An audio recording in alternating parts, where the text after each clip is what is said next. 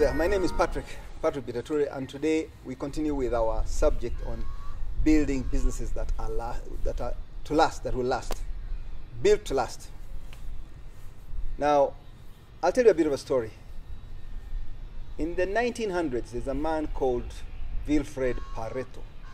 He was an Italian. He lived in the city of Florence. He was an economist, and one day, when he had planted some peas, he went to realize, when he was harvesting his peas, he came to realize a very interesting observation. Most of the peas came from very few of the plants, of the pods. So the majority of the peas didn't give him the results. But the peas that he managed to harvest came from a very small portion of all the peas that he had planted. This got him thinking, why so much of the results came from so few of the plants? Then he began thinking as an economist. He started looking at his country. He began with his city, Florence, and he realized 20% of the population owned 80% of the land.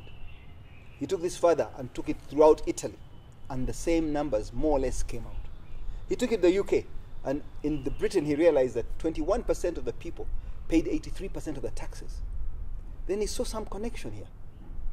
There's a number that is running with this 80-20 principle, what is called today the Pareto Principle, where very few people in the world today control nearly all the resources of this world.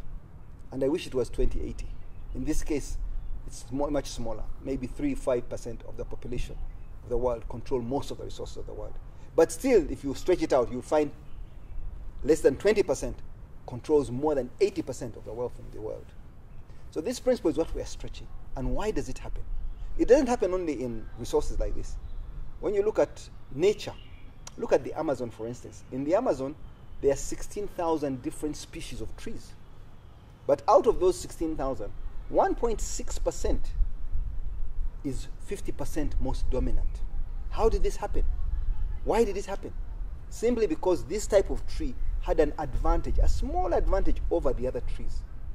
And that small advantage, compounded over time, means it gets better sunshine, it gets more nutrients from the soil, it gets more rainfall, because the rain falls everywhere in Brazil, in the Amazon. But why does this tree become so dominant that it kills off all the others? 1.6% of the 16,000 trees is one species. The rest struggle to compete, yet it's one of the most diversified forests in the world. Now, when you look at human beings, whenever we are competing for finite resources or time, something that's limited, we end up in the same situation.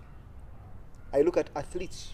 When you are racing, somebody who has a slight advantage, like Usain Bolt, always would win the race. And his slight advantage, 100th of a second, helps you to win that race, and you get a gold. And the difference between a gold medal and a silver or whatever is so big.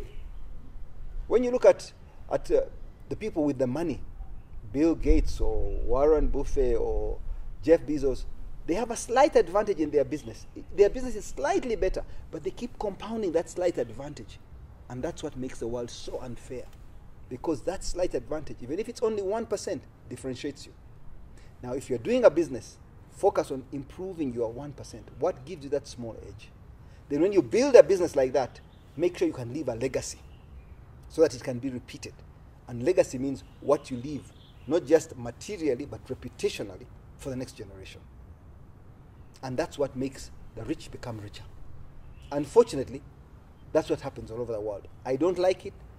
Those are the rules I found in society. They are made by this world.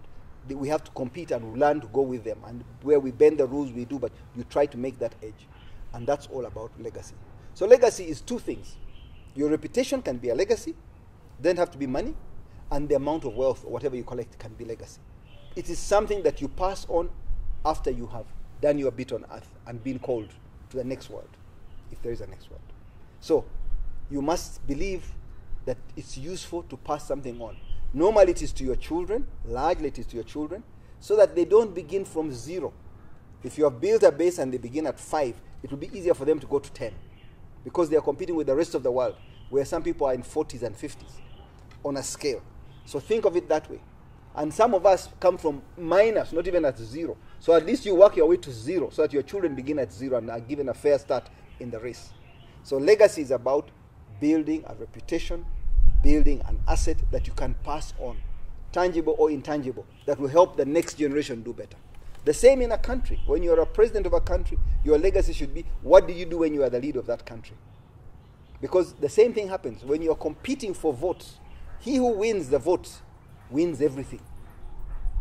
If you can beat your competitor by 1 or 2 votes, and that's all, even if there were millions, that's all that matters. You saw how Biden came into office. He beat Trump narrowly, but that's all. Winner takes all. There was no second place. And so the Democrats went into power. So when you think about legacy, what do you do with your time that you will leave for others to build upon? And that's what legacy is all about. If you have not subscribed, please subscribe, share this video, and let the young people of the region, not just Uganda, know what you have learned today. I hope it has been useful. Thank you very much.